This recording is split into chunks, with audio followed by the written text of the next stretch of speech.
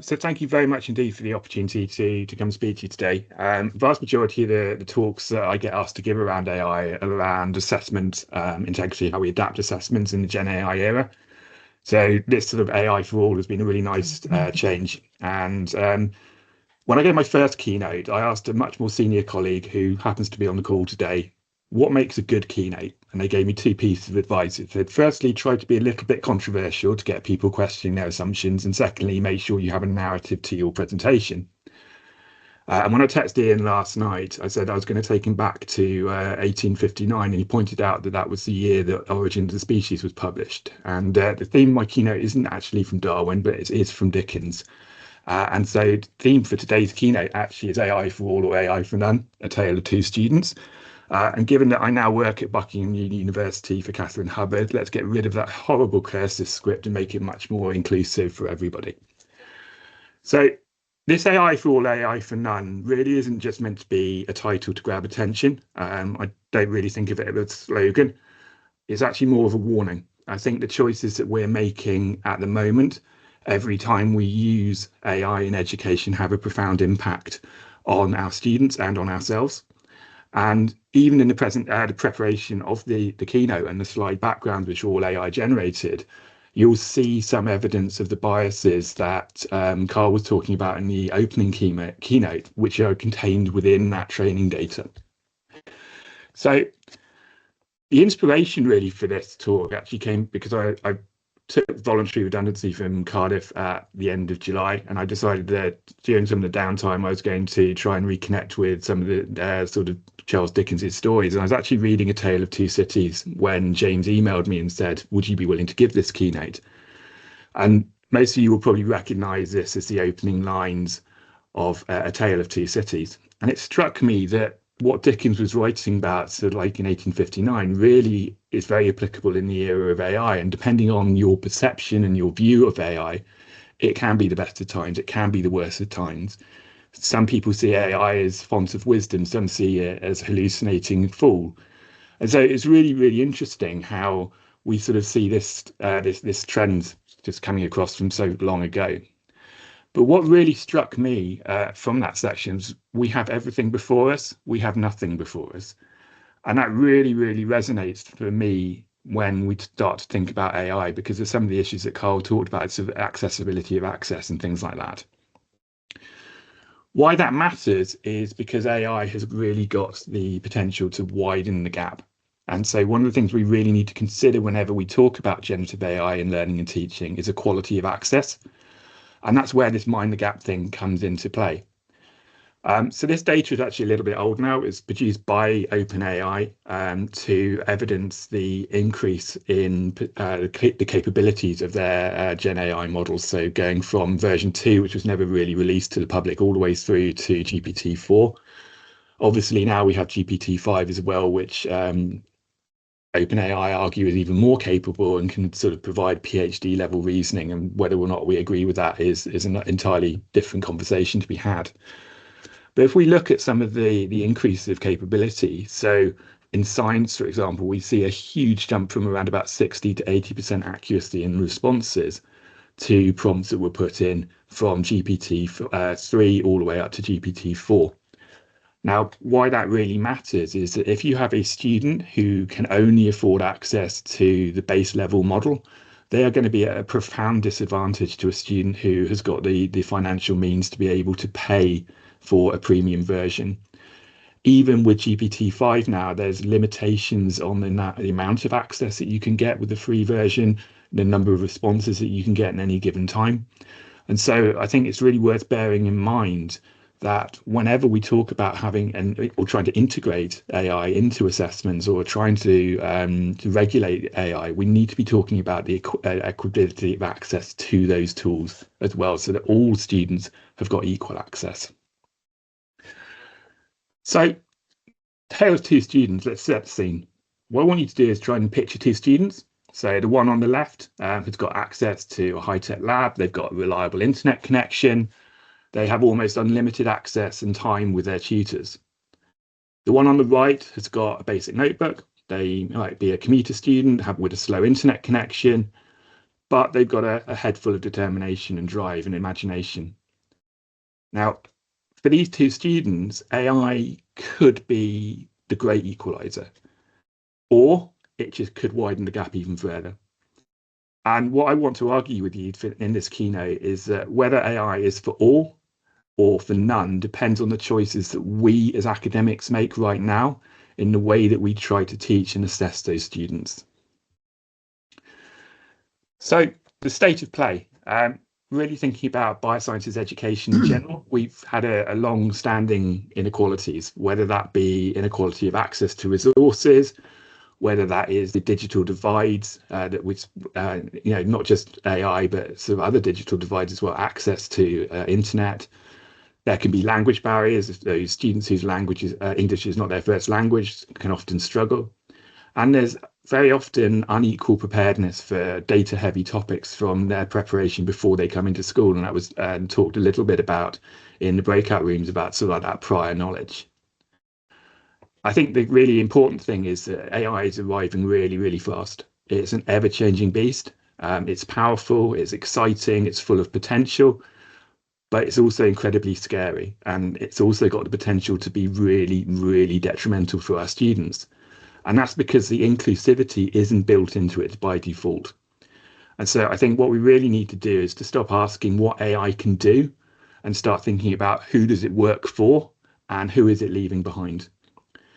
So what I'm going to do for the rest of this keynote is talk you through some potential scenarios that that the two students might face. Firstly, just setting the scene, where can AI actually help? We've mentioned, Carl mentioned some of these in his keynote. So there's that personalized support at scale, just-in-time tutoring, being able to scaffold the feedback for students, providing formative quizzes.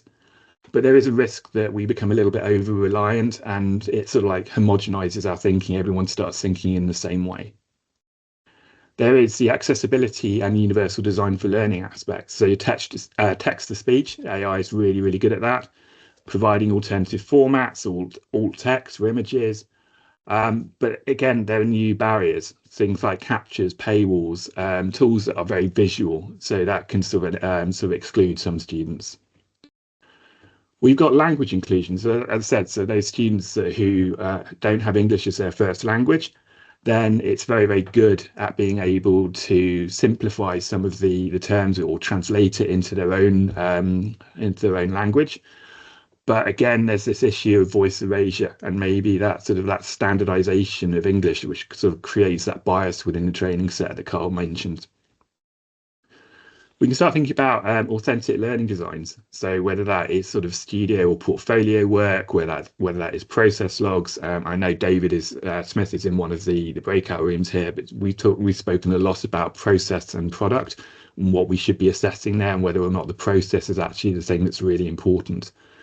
Moving things towards all defensive vivas, iterative drafts of work and group presentations, where we've got that visibility of how AI is being used within those assessments.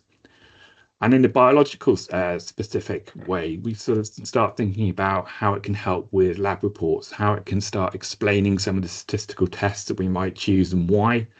Bioinformatic coding help, but again, thinking about the sort of like the ethics of that, of not putting raw data into these tools, using it for image analysis. But again, as Carl mentioned, there are domain misconceptions. There are safety issues that we need to really think about whenever we are encouraging students or allowing students to use generative AI. Where it really, really hinders, I think, is the access gap.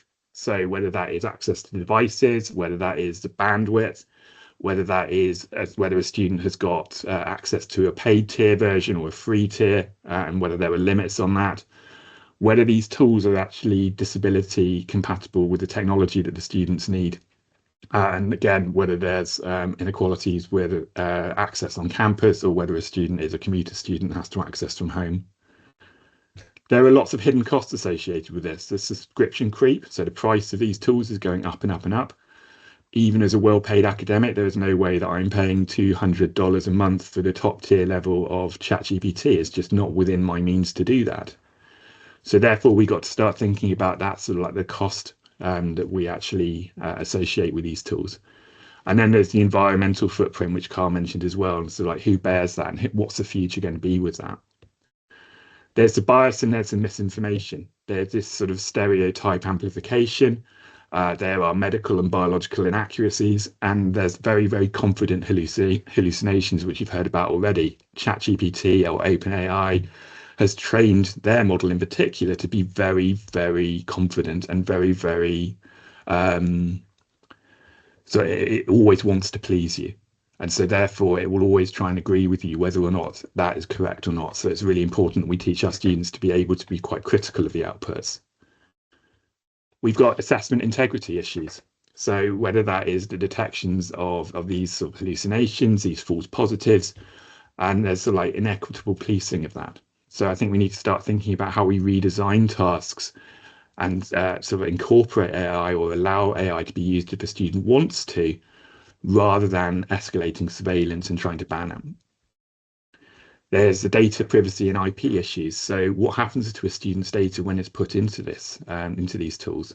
What happens if we put student work into these tools, even if it is an enterprise version?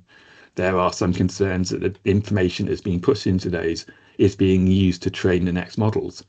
And SURF, which is the Dutch equivalent of JISC, actually advised Dutch universities last year to stop using Microsoft Copilot as an enterprise version over data security fears. So there is definitely an IP issue there. And as Carl alluded to in his talk, there's a staff workload and well-being issue. Just trying to keep up to date on the day-to-day changes of these tools is really, really challenging, even for somebody who's really engaged with it, like myself. The workload issue associated with trying to stay abreast of all of the changes is very, very high. And so I think we need to acknowledge that and really give staff space within their workload to really think about how they want to use AI, if they want to use AI within their teaching. So next I'm just going to go through 3 case studies. So the first one is about sort of like the knowledge that disappeared, and this is really about bias and relevance. So we got our 2 students, in this case, Layla and Kofi. So Layla has an AI tutor, and she's used it to explain her coursework, which is around CRISPR, and it gives a very, very polished Western case study. The examples that the AI tutor uses precisely match the species that we used in the lab and the literature, and therefore she flies, she succeeds. Kofi, on the other hand, is left out. He isn't a Western student. He asked about a local crop pest and an indigenous plant. And because that's not within the training set, the AI tutor hedges or hallucinates. His context isn't in that training data. And so the AI doesn't know what it's meant to be using as an output. So why that matters is that because when content doesn't really reflect the student's world view or where they are situated within the world, their engagement with the topic drops. And as a result, we have the risk of whole knowledge systems being erased if everything becomes very, very westernized and very white male westernized at that with the training data. And that's a real concern and a real issue with the training sets that these models use, as they are based around white Western literature. And so it is perpetuating these biases. Chapter 2, so what we can do about that. So let's think about how we can ask these tools to explain our piece of coursework, in this case CRISPR, using a local species. Specifically prompt it to look at local regional health issues and ask it to start looking at literature beyond that sort of US EU basis. So you could use it to build a short reading pack that's got at least one non-English or one non-Western source per topic. And you can start feeding those tools into localized AI tools to actually provide some of that information. A lot of that sort of really resonates with what Carl was talking about in terms of his and some of the resources that he's developing. In terms of like student source context, then why not ask them to actually do some of this as a coursework? Ask it to teach the tutor. Use a microtask where a student finds a local organism or a local problem, and puts that into an AI tool, critiques the output, and then compiles that into a reusable content bank. Again, using spot checks, bias spot checks. So before you use AI in a class, why don't you go in and ask the AI, list what you don't know about a specific region or a specific ecosystem. And you can use those gaps that the AI identifies within its training set as discussion starters with the students. And so really leveraging the things that AI doesn't know to help teach your students within their local context. Chapter 2 is about the lab you cannot enter. So this is about access and accessibility to tools. So in this case, we got our 2 students. So we got Priya. She has on-campus Wi-Fi with a high-spec laptop. She sails through an AI-guided PCR simulation. The tips are instant. They're branching scenarios. The video that she's using is really, really smooth. Sam doesn't. Sam's a commuter student. He's trying to access this on the phone using 3G while he's commuting on the train. And to cap it all off as well, he's got a vision defect. So the simulation requires constant streaming. It doesn't have proper alternative text. There are no keyboard navigation shortcuts, and the screen reader that he needs doesn't actually work with it. So effectively, Sam becomes locked out of this simulation using AI because he can't access it. Why that really matters is because open access can still exclude disabled or low bandwidth users. So if that doorway is open, but it's narrow, it's not truly open. We need to make sure that door is fully open for all students to be able to access all the technology if we're asking them to use it. What can we do about that? Do a 5-minute accessibility check. Can you go through one of your resources using the keyboard only, using a screen reader to complete the core tasks? And if it fails, don't adopt it yet. Think about something else. Try to provide an alternative means of assessment for those students that might be struggling. If you are acquiring access to a tool, then can you check it on the low bandwidth path? Can you go and use it on a phone? Can you actually get through that simulation or through that online resource without having sort of like high bandwidth videos, for example, embedded within it? Start thinking about what a low bandwidth access would look like. Can you pair students together so that they don't always have to have high bandwidth? So can you rotate, for example, the navigator, the one who leads the reasoning task, with the operator, the one that's driving the simulation? So participation isn't bandwidth dependent. Both students can actually gain something from it. And in that regard, using alternative evidence, can we allow students to submit, for example, a narrated step or a flowchart of what they would have done when the simulation won't load, rather than sort of like so we're assessing the reasoning and sort of like the understanding of the students, not whether or not they've got high connectivity. So really starting to think about what alternative ways we can use for those students who don't perhaps have the latest and greatest tech. The feedback that failed. So assessment and scaffolding. Again, 2 students, we've got Alex and Nia. So for Alex, it works. Alex came from a private school. He's familiar with scientific argumentation. He was taught very well by his A-levels teacher. And when AI says to him, you need to tighten up the claims and you need to clarify your methods, he knows exactly what to fix, and his grades jump as a result. Nia is a first-generation student. She hasn't got anyone to lean on. She gets exactly the same feedback, but because she's got no concrete example, she can't translate that into advice. She can't action it, and therefore she starts to fail. She starts to fall. And why that matters is because equal feedback doesn't mean equitable learning. So if we don't provide the scaffolding around what we're asking our students to do and the feedback that we give them, then AI's got the potential to accelerate those who are already ahead. But those people who are sort of really struggling is going to hold them back even further because they don't understand how to interpret and to action the outputs from those AIs. So we need to think really carefully about whether or not we're going to leverage AI for providing feedback, even if it's on a sort of like a very high, sort of superficial level. So what we can do about that really is sort of like, what does AI look like in terms of feedback? There are essentially 3 levels that we need to think about with that feedback. The first one is sort of like that level 1, those fixes. So can you ask the AI tool just to list 5 specific edits with examples from the draft? So it gives a very, very specific and sort of ask it to explain why it's made those edits. Level 2 is modeling it. So can you ask AI to perhaps rewrite one paragraph and explain the changes that it's made? So why did it think it needs to make those changes? So you can start to learn from that. So we can start to iteratively understand why AI is making changes and why it's providing the feedback that it does. And then if you want to take that to a level higher, then you can go to this level 3, so planning.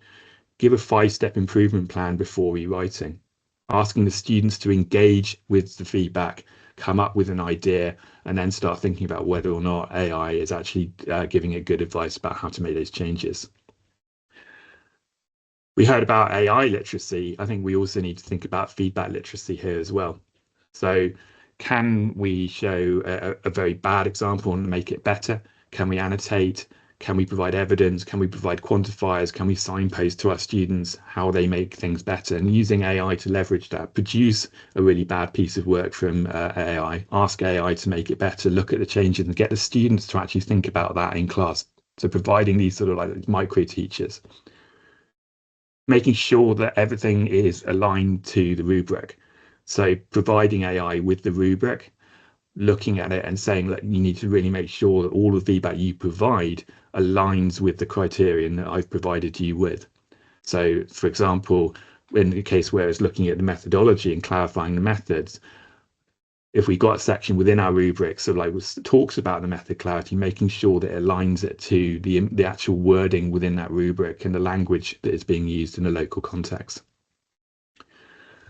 And I think we also need to think about sort of AI guardrails. So adding something into a prompt like do not invent results, flag missing data, request specifics, all of these types of things which help to narrow down so like those hallucinations and those biases within the AI tools. And I think we really need to think about how we teach our students to get the most out of these AI tools, but also how do we teach our students to verify those outputs and be really, really critical of the outputs so they can apply them into their own learning.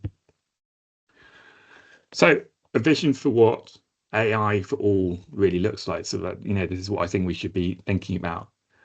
I think we need to start thinking about inclusion by default. It shouldn't be something that's added on. It should be something that we're designing into all of the work that we do.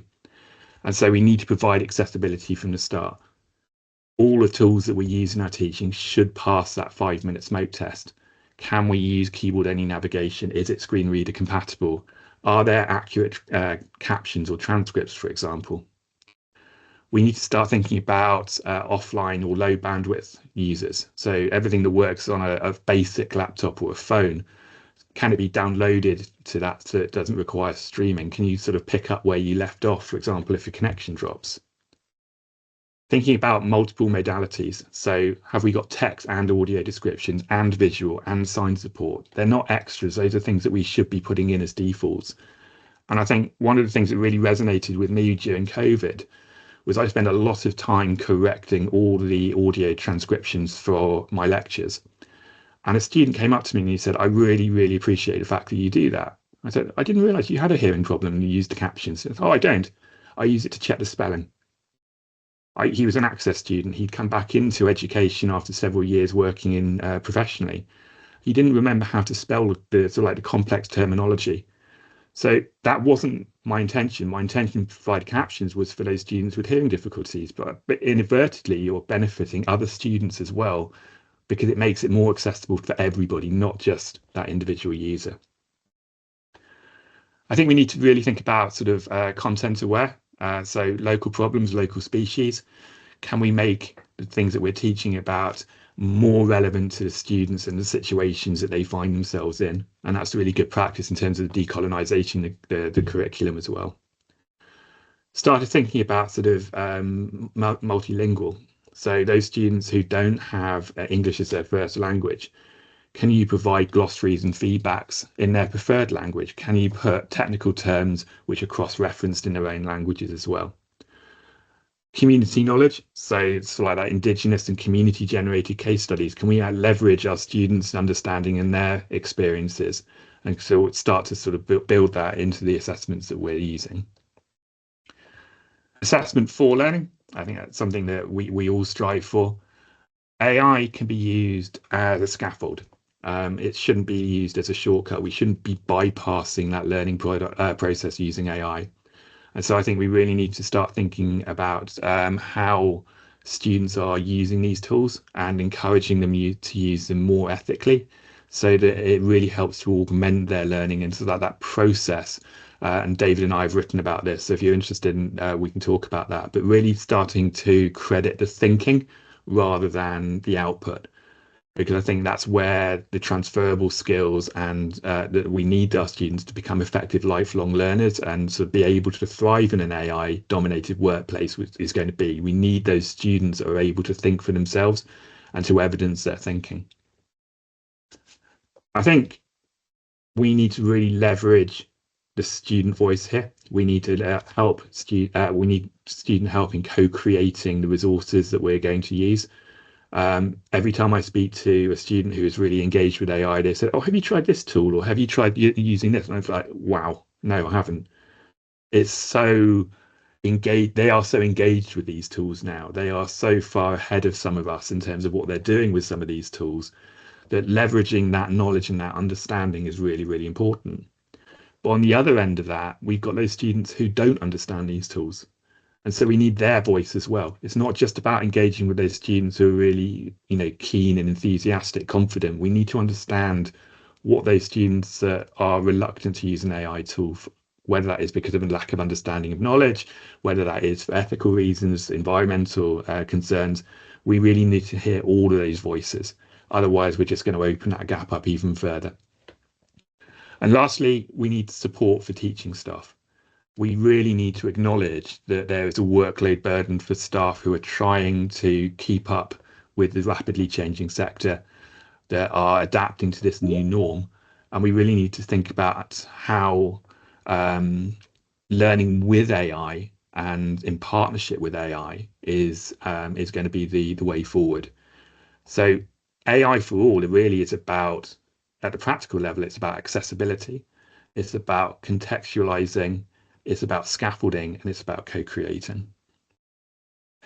So really got a sort of a call for action checklist here, and I'm going to revise my title. It's not AI for all or AI for none, it's design for all or design for none, because all the things that I've spoken about here in an AI context are things that we should be doing in good assessment and teaching practice anyway. It's not just that this helps with artificial intelligence, it helps with every aspect of our teaching.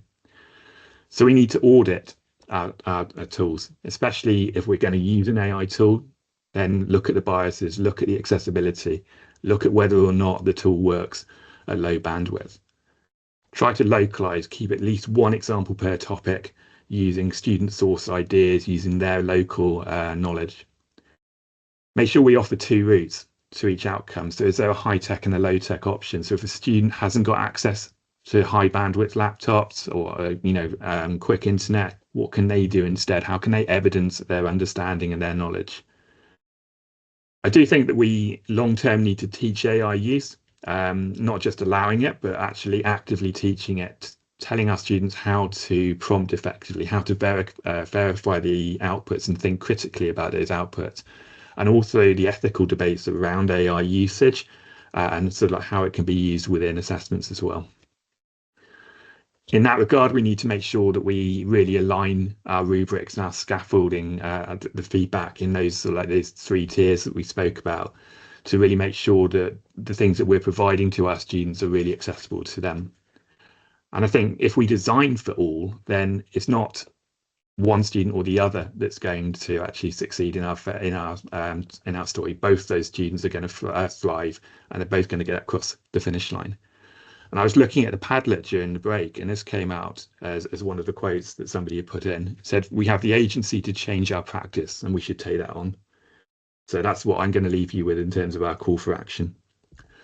There are some resources that I can provide you with. So the AI Forge is a website that I've created in partnership with David Smith at Sheffield Hallam. It's undergoing a revamp at the moment. We are sort of updating it. But there's a lot of resources there and examples about how AI can be used within the higher education context and some of the ways that we're starting to think about incorporating AI.